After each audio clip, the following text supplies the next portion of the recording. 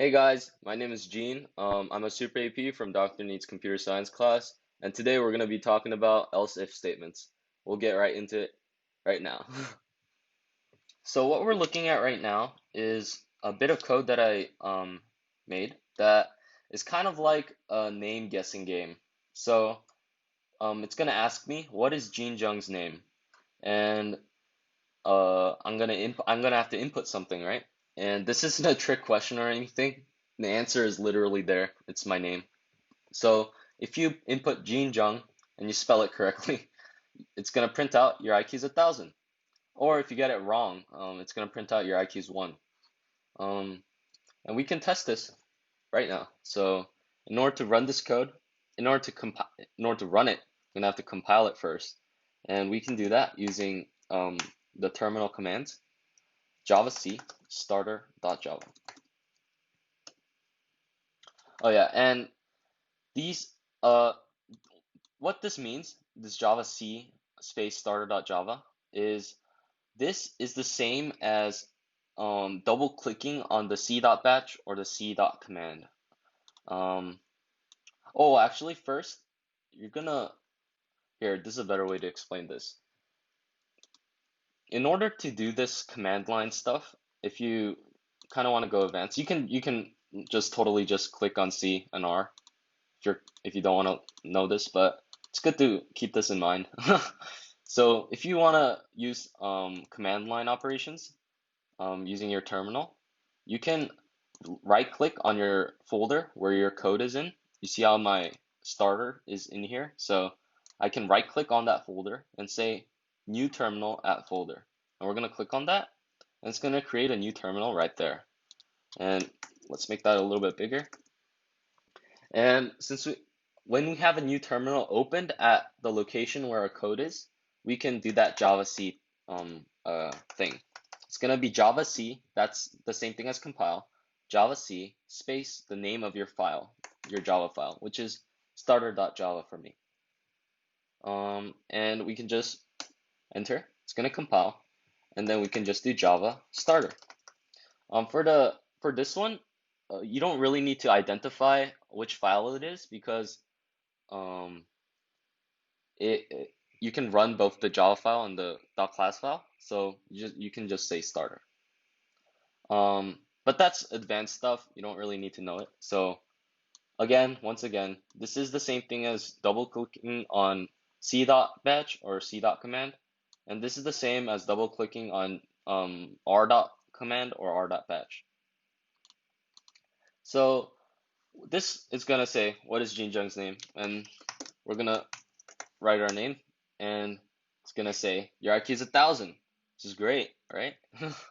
And what you wanna what you wanna kind of take into mind is that with this question, you can there's multiple answers that are correct, right? So like my just writing my first name would also be correct, right? That's my name. Or you can just write it lowercase, right? They're all correct answers, but if we write anything other than Gene Jung, it's gonna say that we have an IQ of 1, right? Which is not true, right? We have an IQ of 1,000. So in order to fix this, using the knowledge we already have, we're gonna have to put another if statement here, right? So let's do just that.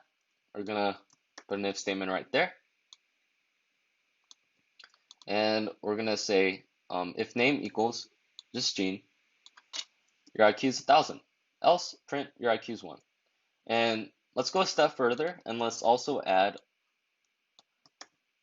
the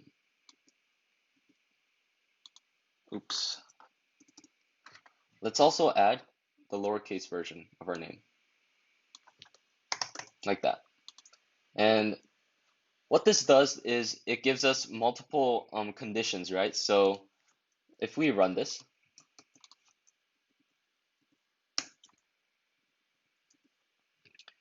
this is gonna work too. It's gonna say we have 1,000 IQ with that, and it's also gonna say we have 1,000 IQ when we use the lowercase version.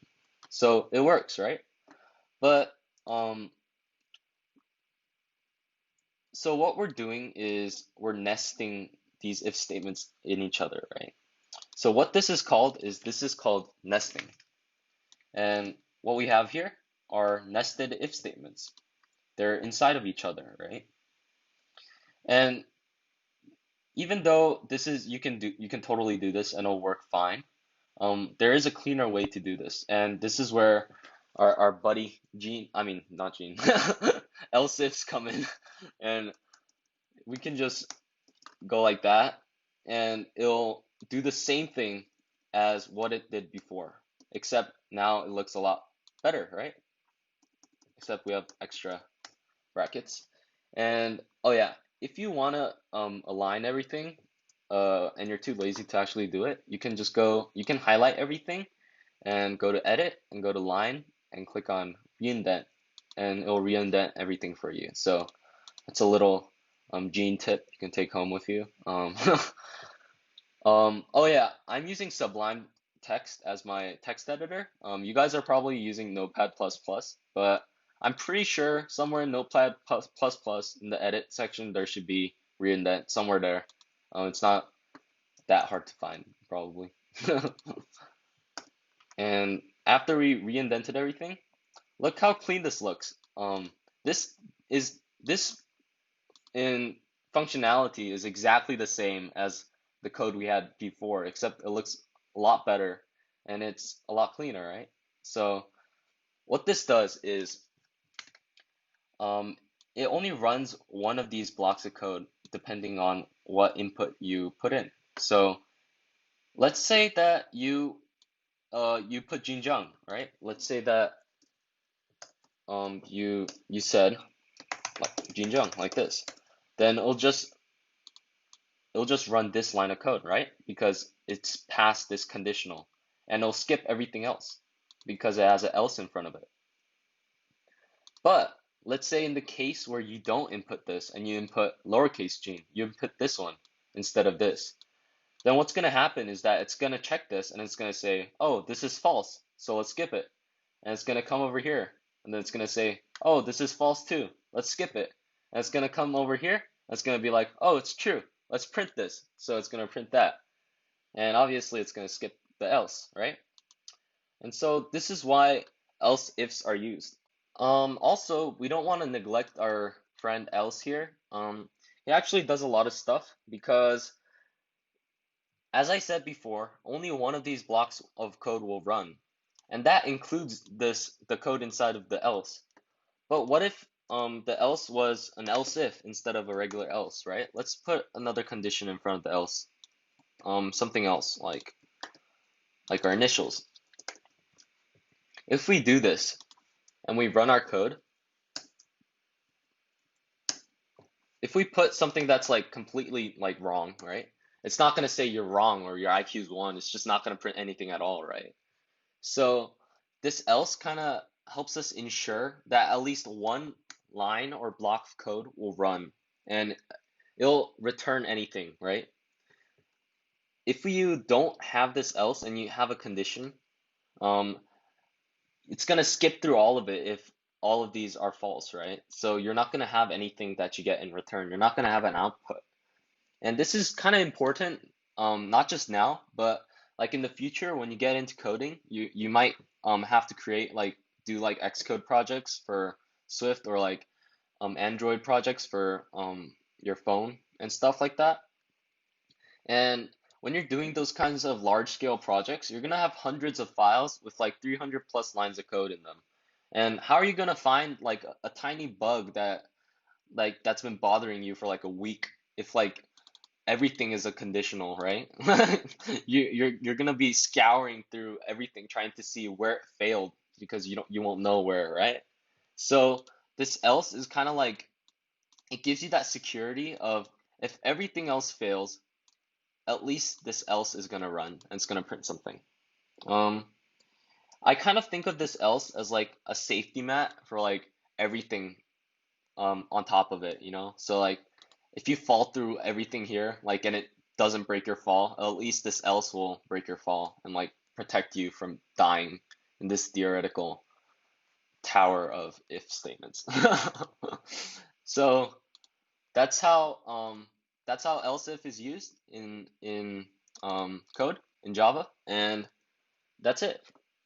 So this is the lab, and if you look at the right over here, this is going to be the lab output. And as you can see, there's like a bunch of rows here, and this is the first row, the second row, third row, fourth row, and so on. Um, and what you want to do is like you're gonna randomly put the rectangle into like one of these rows, and depending on which row you put it in, or it randomly goes into, you're gonna color it differently. So if it lands on the first one, it's gonna be red. The second one, it's gonna be blue. I mean white, sorry. And on the third one, it's gonna be blue, and all the other ones, it's gonna be green.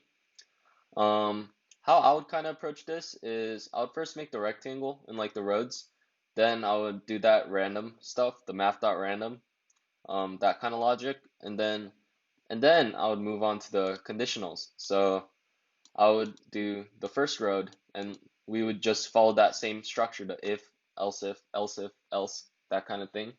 And it would kind of go like if first road, then let's color the rectangle red, and then like else if second road, make it white. Else if third road, make it blue, and else all other roads, make it green. And yeah, the lab should be pretty straightforward. You guys should have no trouble doing it. And good luck.